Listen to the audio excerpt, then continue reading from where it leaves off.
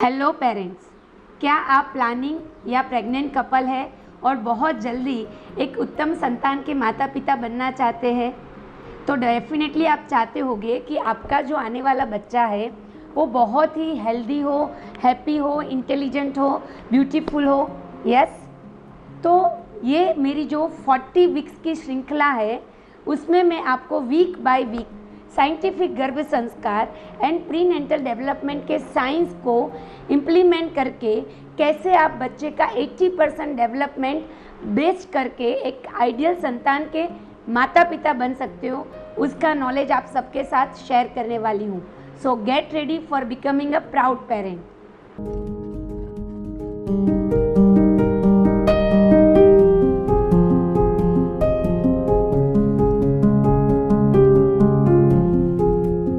Yes parents, तो अभी हम समझने की कोशिश करते हैं कि सेकंड वीक में क्या डेवलपमेंट होता है और एक आइडियल संतान के जन्म के लिए आपको क्या करना चाहिए। देखो, अगर आपकी रेगुलर मेंस्ट्रुअल साइकिल है, मीन्स 28 to 30 डेज़ की मेंस्ट्रुअल साइकिल है, तो by end of second week means approx 13 to 14th day पे आपका ओव्यूलेशन हो सकता है, राइट। अगर आपकी इरेगुलर मेंस्ट्रुअल साइकिल है, मान लो कभी 1.5 महीने पे, कभी 2 महीने पे, कभी 1 मंथ 10 डेज़ पे, ऐसे अगर मेंस्ट्रुएशन होता है तो आपको शायद कन्फ्यूजन हो सकता है कि ओव्यूलेशन कैसे कंसीडर करें। तो यहाँ पे देयर आर 2 टेक्निक। एक तो आप क्या कर सकते हैं कि लास्ट 6 मंथ की, अगर ज़्यादा वेरिएशन नहीं है तो लास्ट 6 मंथ की जो भी ओव्यूलेशन ड्यूरेशन है, ड्यूरेशन मतलब क्या, एक मेंस्ट्रुएशन से दूसरे मेंस्ट्रुएशन तक का जो डेज़ का गैप है उसको हम मेंस्ट्रुअल साइकिल का ड्यूरेशन कहेंगे। वो 6 ड्यूरेशन की एवरेज निकाल के एक ओव्यूलेशन आप कंसीडर कर सकते हो। और एल्स आप ओव्यूलेशन किट आजकल बहुत अच्छी मिलती है, उसको भी यूज़ कर सकते हो। It is very easy to use. Ready ovulation kit available होती हैं। अप्रोक्स आप अपने मेंस्ट्रुअल साइकिल का जो कैलकुलेशन ओव्यूलेशन का करो, उसके 3-4 दिन पहले से थ्रू द यूरिन आपको ये टेस्ट करना होता है। यूरिन सैंपल से आप टेस्ट करोगे और जब आपको 2 लाइन दिखाई देगी तो इसका मतलब है कि ovulation is near by, and फिर उसके नेक्स्ट 3-4 डेज तक आपको physical relationship for the conceiving रखनी है। तो आप ओव्यूलेशन किट का भी यूज़ कर सकते हो, या आप डॉक्टर को कंसल्ट करके sonography through ovulation, exact ovulation कब हो रहा है वो भी वर्कआउट कर सकते हो। ओव्यूलेशन को क्यों इतना महत्व देना है? क्योंकि जब एक बार एग मैच्योर होता है और वो ओवरी में से रप्चर होता है, फिर ट्यूब है वो एग को ले लेती है अपने अंदर। फैलोपियन ट्यूब जो दोनों साइड है वो एग को अंदर लेती है। एक बार रप्चर होने के बाद एग मैक्सिमम 2 डेज सर्वाइव कर सकता है, और एक रिलेशनशिप के वक्त जो भी स्पर्म इनसाइड एंटर होते हैं वो मैक्सिमम 3 डेज सर्वाइव कर सकते हैं। सो एज अ होल अगर हम देखें तो पूरे महीने में सिर्फ 5 डेज ऐसे होते हैं कि जब अगर हस्बैंड वाइफ फिज़िकल रिलेशनशिप रखे तो प्रेगनेंसी रुक सकती है। बाकी के डेज़ में रिलेशनशिप रखने से प्रेगनेंसी रहने के चांसेस नहीं हैं।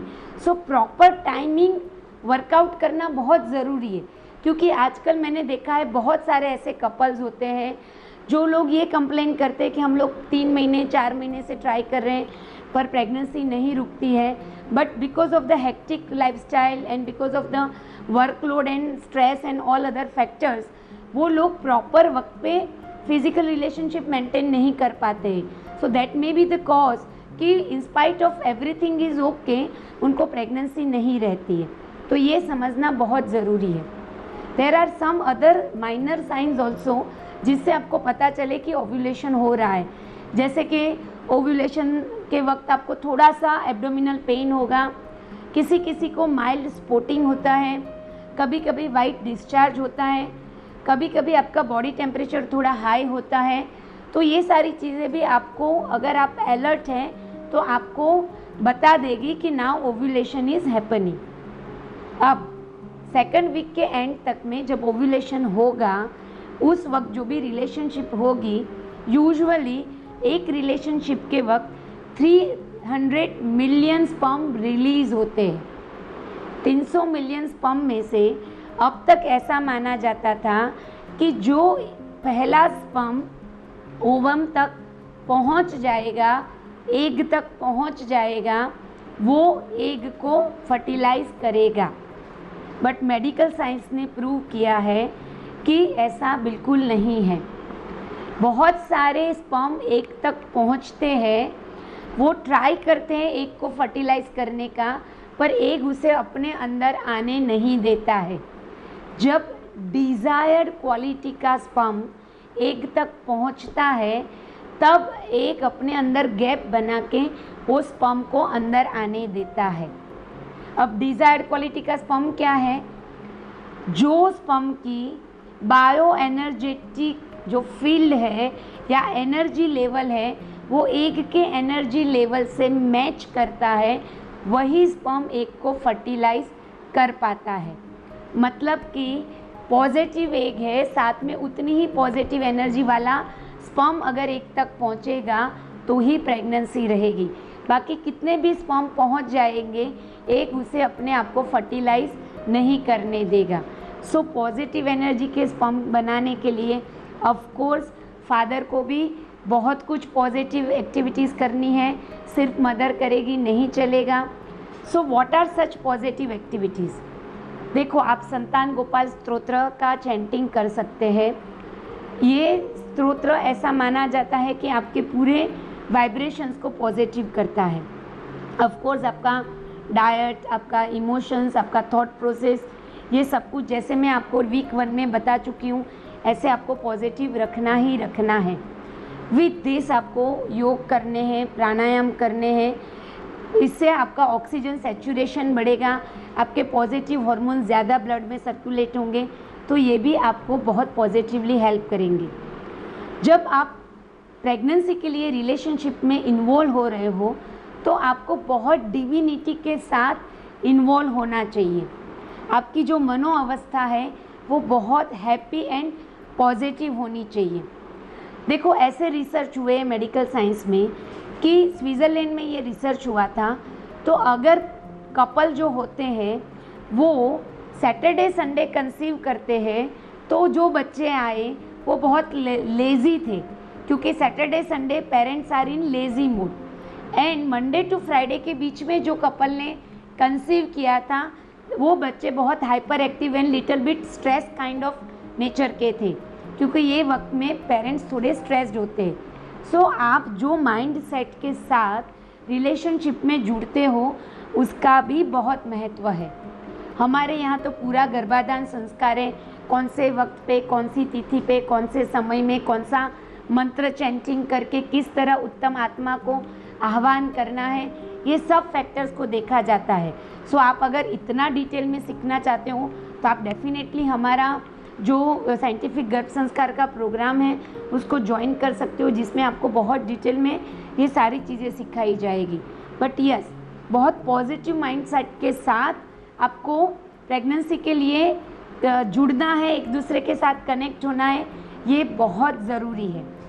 अब यहाँ पे एक छोटा सा इश्यू जो बहुत सारे पेशेंट मेरे पास लेके आते हैं वो भी मैं सॉल्व करना चाहूँगी। बहुत कपल की ये कंप्लेन होती है कि after relationship most of the जो सीमेन होता है, जो फ्लूइड होता है, वो बाहर निकल जाता है।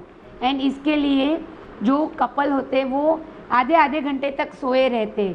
Please don't do such things. एक बात समझिए, मैक्सिमम एक्टिव स्पर्म जो होते हैं ना, वो फर्स्ट फ्यू ड्रॉप्स ऑफ सीमेन होता है उसमें होते हैं। तो जब रिलेशनशिप होती है तो वो स्पर्म्स जो होते हैं वो इनसाइड एंटर कर लेते हैं, बाकी जो एक्सेस फ्लूइड है वो बाहर निकल जाए, उसमें कोई प्रॉब्लम नहीं है। तो बहुत सारी ऐसी मिथ्स होती है कि आधे घंटे लेटे रहो, ये खाना गर्म पड़ेगा, ये खाना ठंडा पड़ेगा, तो ऐसा मत खाओ या ऐसा बहुत ज़्यादा खाओ, या ऐसी बहुत सारी जो मिथ्स होती है ना, please keep your self out from such myth. बहुत साइंटिफिकली अपनी प्रेगनेंसी को प्लान कीजिए और उसके तरीके से आप प्राउड पेरेंट बनिए। एंड ऑफ कोर्स आपकी ही तरह पूरी दुनिया के पेरेंट्स प्राउड पेरेंट्स बने, इसके लिए ये वीडियोस को मैक्सिमम एलिजिबल कपल तक शेयर भी कीजिए। और नेक्स्ट बहुत सारी इन्फॉर्मेशन के लिए आप डेफिनेटली सब्सक्राइब कर दीजिए। एंड हम सब मिलके एक प्रॉपर साइंटिफिक अप्रोच से साइंटिफिक गर्भ संस्कार एंड प्रीनेटल डेवलपमेंट के साइंस थ्रू नेक्स्ट जनरेशन को आइडियल जनरेशन बनाते। सो बी प्राउड पेरेंट।